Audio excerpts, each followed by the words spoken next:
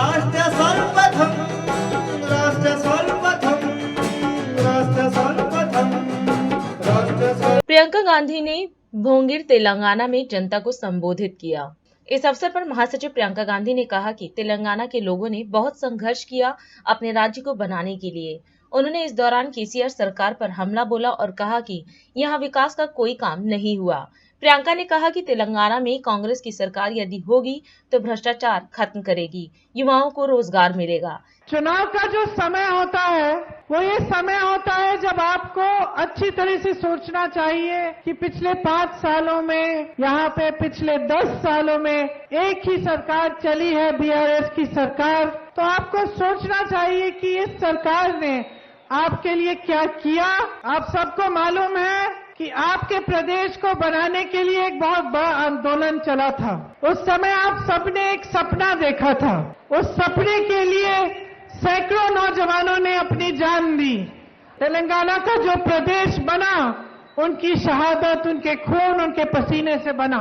उन्होंने एक सपना देखा, आप सबका भी वो सपना था, और पिछले 10 सालों के लिए आपने मेहनत की, आपने संघर्ष किया, और आज अगर तेलंगाना जाना जाता है देश दुनिया में, तो यहाँ के किसानों की मेहनत के लिए जाना जाता है, यहाँ के नौजवानों की मेहनत के लिए जाना जाता है, यहाँ की महिलाओं की मेहनत के लिए जाना जाता है।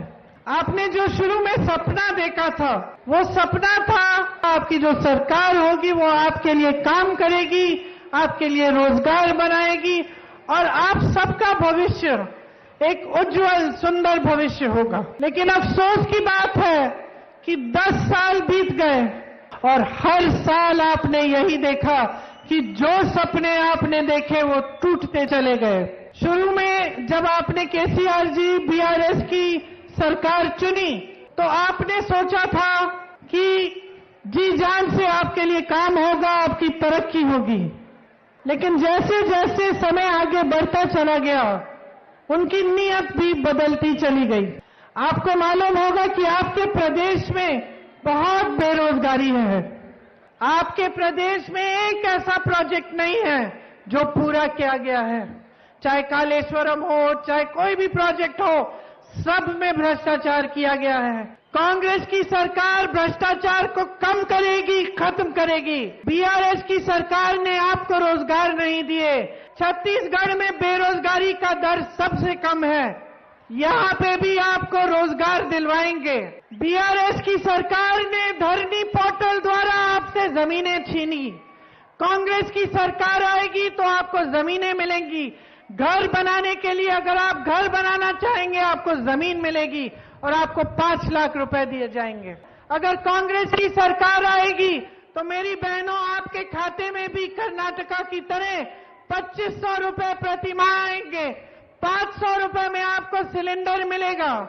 धान पर 500 रुपए प्रति क्विंटल आपको बोनस मिलेगा। आज आपको प्रति एकड़ 10,000 रुपए मिलता है सालाना। कांग्रेस की सरकार आपको 15,000 रुपए देगी हर किसान को सालाना, और खेती मजदूरों को 12,000 रुपए सालाना। जैसे कर्नाटका में एमएसपी की गारंटी है, वैसे आपको यहाँ भी एमएसपी गारंटी मिलेगी। आपको 200 यूनिट बिजली फ्री मिलेगी और 24 घंटे बिजली मिलेगी। बुजुर्गों को 4,000 रुपए प्रति माह मिलेंगे।